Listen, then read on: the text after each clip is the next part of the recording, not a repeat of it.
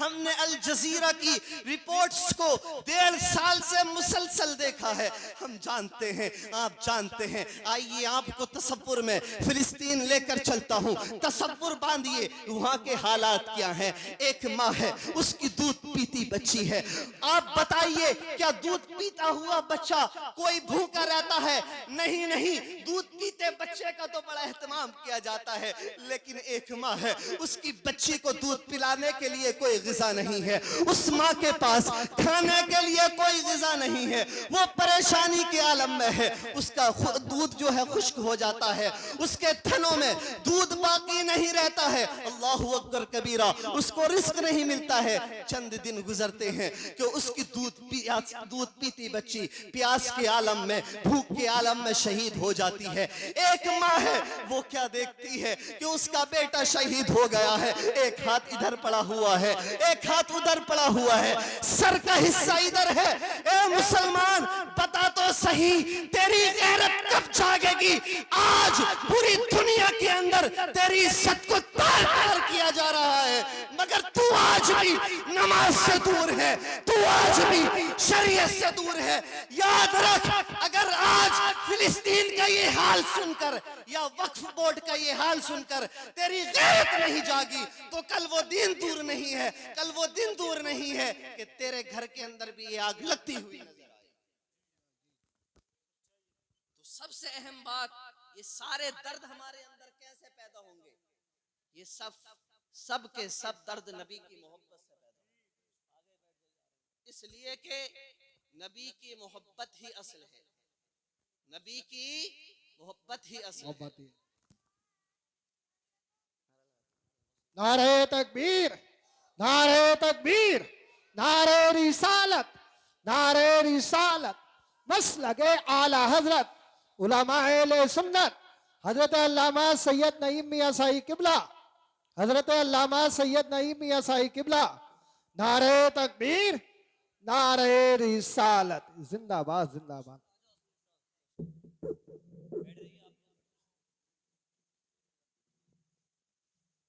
بچوں کو اپنے نبی کی محبت سکھاؤ. اور تیسری چیز کیا ہے؟ وہ حب اہل بیتی ہی، کہ اپنے نبی، اپنے بچوں کو اپنے نبی کے گھر والوں کی محبت سکھاؤ. تو اب اس میں قرآن پڑھنے کا ذکر ہے حدیث پاک میں. تو یہ حدیث پاک تعلیم کے لیے، ایجوکیشن کے لیے بالکل واضح پیغام ہے. اور یہ ماں باپ کی ذمہ داری ہے کہ اپنے بچوں کی اچھی تربیت کریں اور ان کو تعلیم دیں.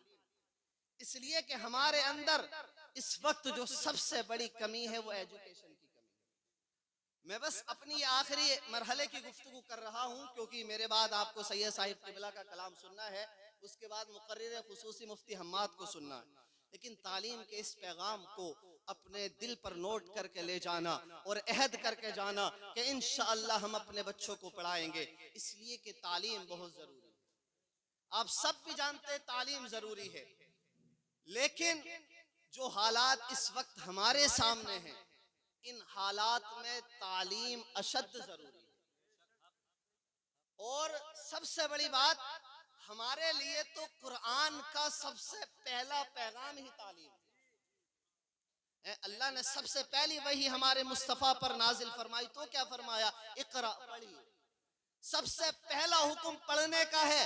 اور پڑھنے کے لیے کوئی قید نہیں ہے کہ قرآن پڑھیے یا علوم قرآن پڑھیے، حدیث پڑھیے یا اصول حدیث پڑھیے، تفسیر پڑھیے یا اصول تفسیر پڑھیے، فقہ پڑھیے یا اصول فقہ پڑھیے، نحو پڑھیے، صرف پڑھیے، علم بیان پڑھیے، علم قافیہ پڑھیے، علم قوافی پڑھیے، علم عروض پڑھیے، علم معانی پڑھیے.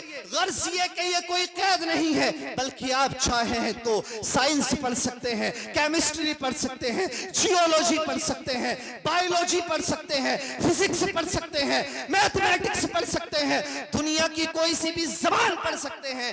یعنی اللہ تعالیٰ نے پڑھنے کے لیے کوئی قید نہیں لگائی ہے. ہاں ایک حکم ہے، اقرا بسم ربک الذی خلق، کہ پڑھیے رب کے نام سے پڑھیے جس نے پیدا کیا. پتہ چلا کہ پڑھنے کے لیے کوئی قید نہیں ہے، لیکن جو بھی پڑھا جائے وہ رب کی رضا کے لیے.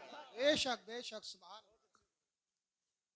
اگر آج بھی ہم اپنے اندر تعلیمی بیداری کر لیں تو آپ دیکھیں گے کہ چند سال ہی کے اندر دنیا مسلمانوں کے قدموں میں ایسے ہی جھکتی ہوئی نظر آئے گی جیسے اب سے 200-300 سال پہلے جھکتی ہوئی نظر آئے. آپ اپنی تاریخ بھول گئے. آپ نہیں جانتے کہ مسلمانوں کی تاریخ کیا ہے. آپ جانتے ہیں کہ یہ ہوائی جہاز جو ٹنوں وزن آسمان میں اڑتا ہے، اس کا تصور سب سے پہلا کس نے دیا تھا؟ ہوائی جہاز کا تصور دینے والی اگر کوئی ذات تھی تو وہ سب سے پہلے ایک مسلمان نے ہوائی جہاز کا تصور دیا تھا.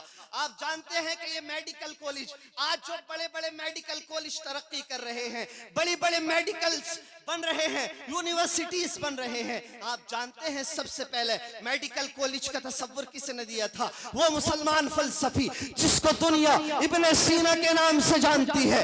ابن سینا نے آج سے 1000 سال پہلے ایک کتاب لکھی تھی جس کا نام ہے القانون فی الطب، جس کا جو ہے کیمبرج یونیورسٹی نے اور آکسفورڈ یونیورسٹی نے اور انگلش دنیا کی بڑی بڑی یونیورسٹی نے دا رولز آف میڈیکل نام سے ترجمہ کیا، اور وہ کتاب آج بھی دنیا کی بڑی بڑی یونیورسٹیوں میں پڑھائی جاتی ہے. آپ جانتے ہیں آنکھ کی سرجری کی سب سے پہلے ریسرچ کس نے کی تھی؟ مسلمان نے کی تھی. آپ جانتے ہیں ہارٹ کی سرجری، دل کے آپریشن کا سب سے پہلے ریسرچ کس نے کی تھی؟ مسلمان نے کی تھی. آپ جانتے ہیں کہ کیمسٹری کی سب سے پہلے تحقیق کس نے کی تھی؟ مسلمان نے کی تھی. آپ جانتے ہیں فزکس کی سب سے پہلے تحقیق کی تھی، کس نے کی تھی؟ مسلمان نے کی تھی. غرض یہ کہ آج سے 200-300 سال پہلے مسلمانوں کا ایسے سنہرا دور تھا کہ پوری کی پوری دنیا مسلمانوں کے سامنے مجبور نظر آتی. لیکن آج ہم اس پیغام کو بھول گئے، اور اس پیغام کو بھولنے کا نتیجہ یہ ہوا ہے، اس پیغام کو بھولنے کا نتیجہ یہ ہوا ہے کہ آج پوری دنیا نے ہم پر حملہ شروع کر دیا.